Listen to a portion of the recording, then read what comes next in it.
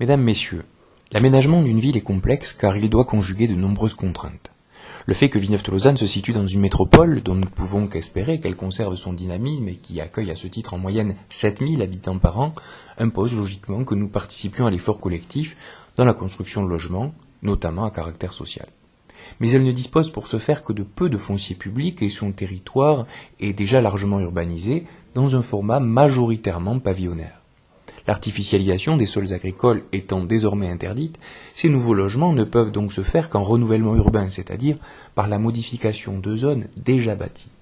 Ainsi, depuis une dizaine d'années, alors que la collectivité était intervenue pour faire réaliser l'aménagement et l'équipement des terrains de Las Fonses par la mise en place d'une zone d'aménagement concertée, les promoteurs, connaissant nos nouvelles obligations, ont imaginé de nombreux projets sur des terrains constructibles vendus par les propriétaires villeneuvois et notamment dans le périmètre du centre-ville.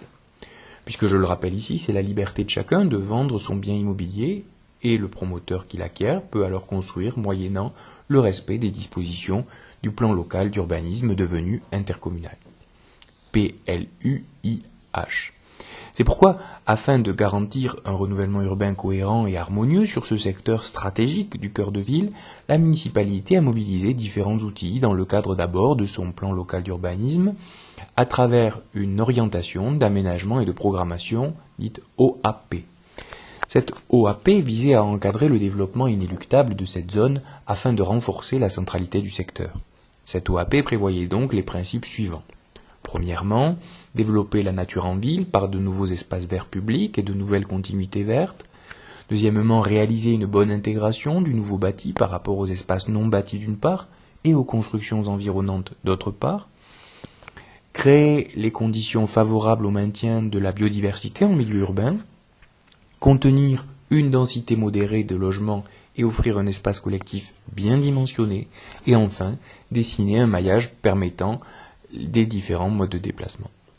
Ces orientations se sont notamment traduites sur du foncier public dans l'opération Bergeronnette 1, qui a permis tout à la fois de bâtir des logements de qualité en même temps que la création de locaux de services en rez-de-chaussée face à l'école et le réaménagement du parc des Bergeronnettes, créant ainsi un espace de loisirs et de promenade servant également de zone tampon avec le secteur pavillonnaire de la rue des Roitelets.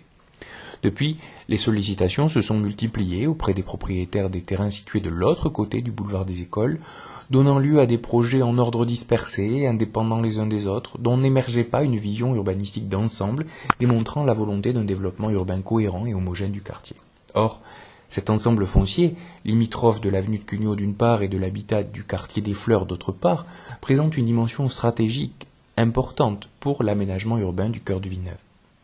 La municipalité s'est employée à éviter un développement désordonné du quartier en mobilisant tous les moyens à sa disposition, allant stratégiquement jusqu'à préempter 2 terrains pour empêcher la réalisation de projets d'une trop forte densité qui auraient empêché, et pour longtemps, l'aménagement d'un centre-ville harmonieux, équilibré et cohérent.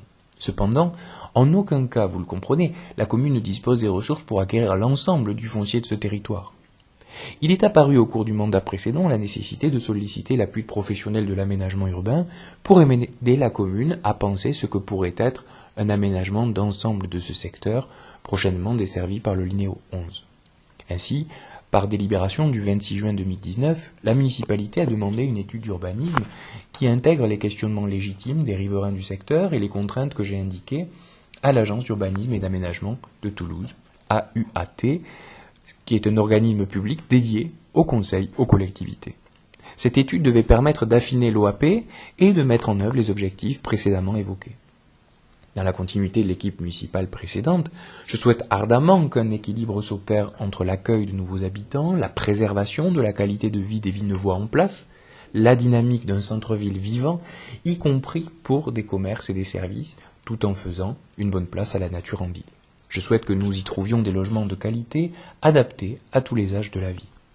La présentation de cette étude devait se faire initialement début avril, mais le contexte sanitaire n'a pas permis de respecter le calendrier annoncé.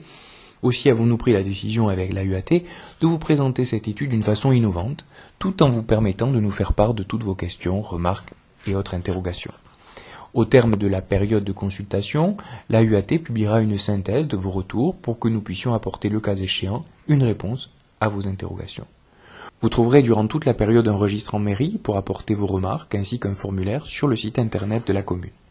Je laisse à présent la parole à M. Ionesco, architecte urbaniste de l'AUAT, qui a réalisé cette étude.